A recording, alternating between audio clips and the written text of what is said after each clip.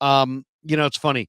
There's always people are so passionate about the NFL that they do not wait for the numbers or the facts to back up their case. They oftentimes just go with what they see. And a perfect example of that has been the coverage of Brock Purdy. People have said, people have described him as dink and dunk because they look at him and they say, oh, well, he's not, and they were comparing him to Trey Lance this summer. He's not 6'4", 240. So Trey's got to be bigger and stronger and faster and has a better arm down the field. And so it was like, we don't want Brock because Brock's dink and dunk. Well, now here we are.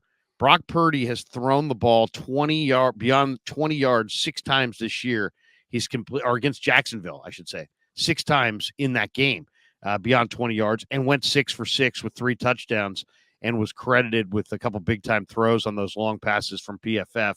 On the season, Chase, Purdy has 37 attempts behind the line of scrimmage. He's thrown the ball over 20 yards 30 times. Yeah. He's 20 of 30, and 2 of those have been drops. So you've got roughly a 73% completion percentage.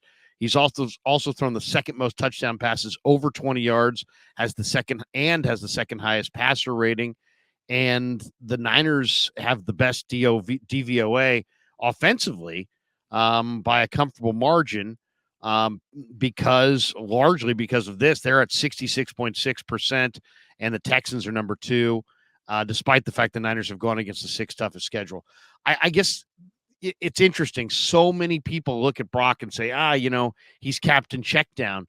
But that's really not what he is. In fact, if anything, he's probably kind of a little bit of Brett Favre in a smaller body who wants to go for it. And he's got to be kind of reined in. And I asked him yesterday about, balancing being smart and patient and taking what the defense gives you versus staying aggressive. And he says it's a constant battle. But isn't that interesting how the dink and dunk moniker was thrown around with such confidence, when in reality, this player is kind of the opposite of that. The quarterback position is the second most talked about position of power in America behind the president of the United States. Everybody has bold opinions about quarterbacks. And a lot of people look at a player like Josh Allen, or back in the day, pre-draft, a player like Jamarcus Russell. They can throw at 60, 70, 80 yards. They're 6'5", 6'6", 250. They can move around. They can sling it. They have a rubber band of an arm, and it's unbelievable the physical attributes that they have. The quarterback position does not always come down to physical attributes. Peyton Manning was slow. He never had a bazooka. Tom Brady, solid arm, solid athleticism. Joe Montana really didn't do much special athletically, and arm-wise, it's not like he was a pitcher throwing 100 miles per hour with a rising fastball that gets you swinging every time you're up at the dish. With Brock Purdy, he has some of the special attributes that you look for in quarterbacks. It's quick processing. It's being able to make improvisational plays out of structure. It's the ability to read what the defense is doing. It's touch. It's accuracy. I think a couple of things really stand out with Purdy as far as his arm. It is very impressive when you can layer throws in there to that second level. Some of the quarterbacks with really strong arms are unable to do that. And those throws that go 20, 30 yards that you talk about, momentum changers, drive changers, big chunks, those are explosive plays by definition. And Purdy has been able to target that area of the field.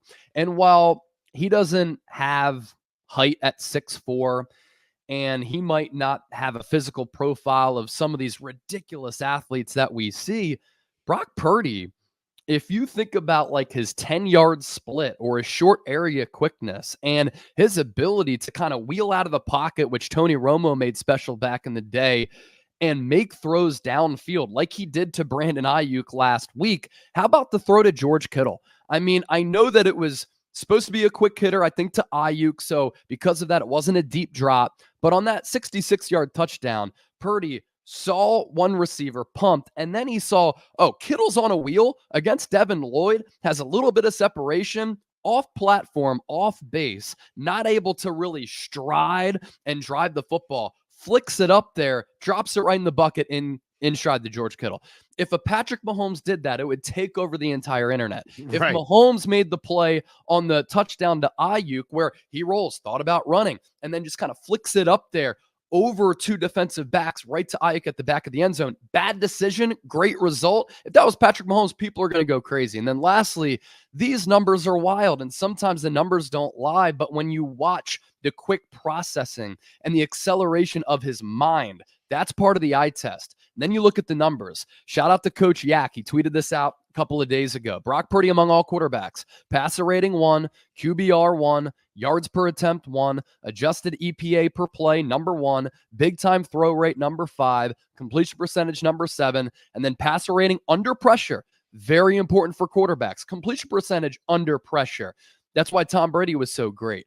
YPA under pressure, all number 1. And then lastly, if you were to translate his career right now to 17 games, you include the Miami game where he replaced Jimmy Garoppolo, which he pretty much did in the first quarter, played the whole game. And then you take out the NFC Championship game against Philadelphia where he got knocked out early when Hassan Reddick injured his elbow. His numbers over 17 games, full season sample size, Larry, 68% completion percentage, nearly 4,200 yards, 31 touchdowns, 8 picks, 8.9 yards per attempt, and 110.5 passer rating.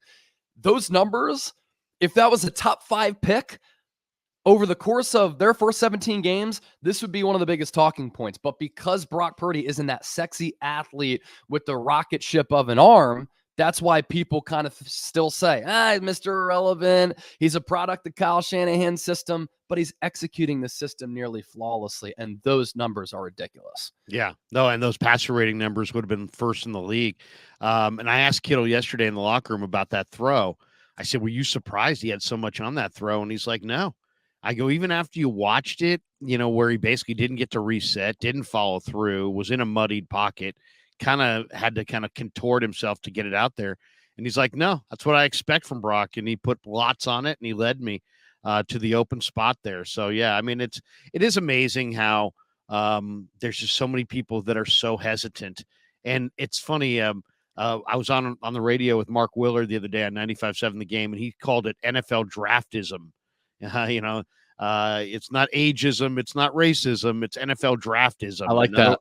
In other words, if Purdy had been a first-round pick, people would maybe be giving him more love, but because he's Mr. Irrelevant, he's the highest of high-profile late-round picks. Yeah. It's like, wait, when's midnight going to strike? When's this guy going to turn into a pumpkin? And then there's a lot of Niner fans, and I'm sure you experienced this doing Niner content, Chase. There's a lot of Niner fans that are scarred by Jimmy Garoppolo.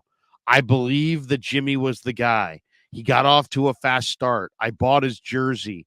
He came up, snake eyes. It's like he couldn't complete passes down the field or outside the numbers late in his career, and he just regressed significantly.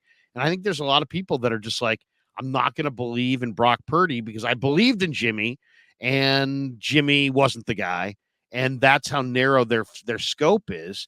And so they're just like, well, if I believed in Jimmy and Jimmy wasn't the guy, I'm not going to believe in this guy either, because possibly 10 games from now, 20 games from now, we may realize that this guy's not the guy. And all I would say to them is they're two totally different quarterbacks, two totally different people. And I would just forget that you even saw Jimmy. I mean, it's just don't just draw all roads do not lead back to Jimmy Garoppolo. You know what I mean?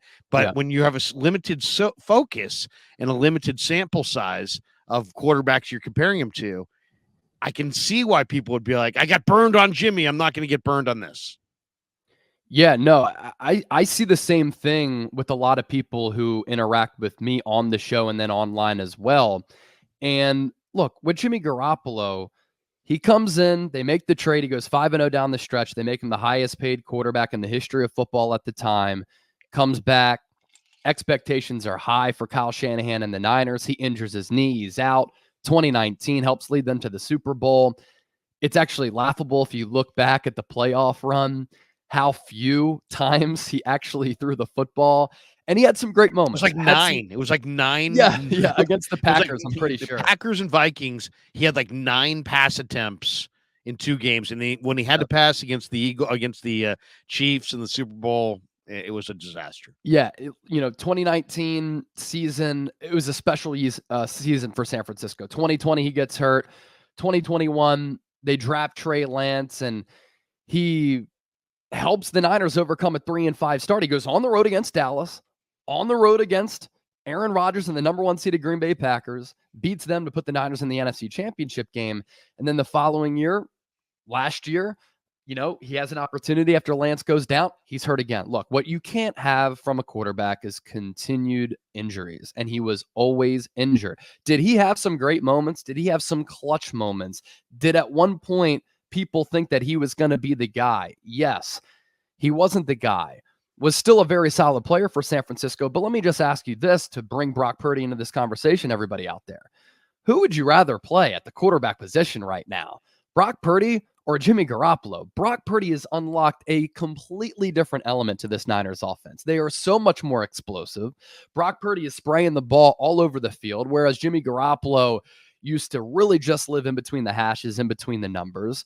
Purdy's success 20-plus yards downfield has made this team an explosive passing offense in which they can oftentimes take the top off of the defense. And I think they could be even more explosive if Kyle Shanahan had a legit speed weapon out there, just dialed up more vertical routes. But Purdy has this offense playing at a completely different level than Jimmy Garoppolo, and he's playing as a quarterback so much better than Jimmy Garoppolo ever was. If you're a Niner fan, what you want is solid play from the quarterback position, and you're getting that right now. I'm not saying that Purdy is going to be the next Joe Montana, but what he's done in a 17-game sample size, think about it. If any other quarterback did that with the draftism that you alluded to, Larry, who was drafted inside the top 5, top 10, people would be just going nuts. Look at how people are talking about CJ Stroud right now. MVP of the league. Yet Brock Purdy is still Mr. Irrelevant, and people are still worried about Jimmy Garoppolo, who was the lesser player.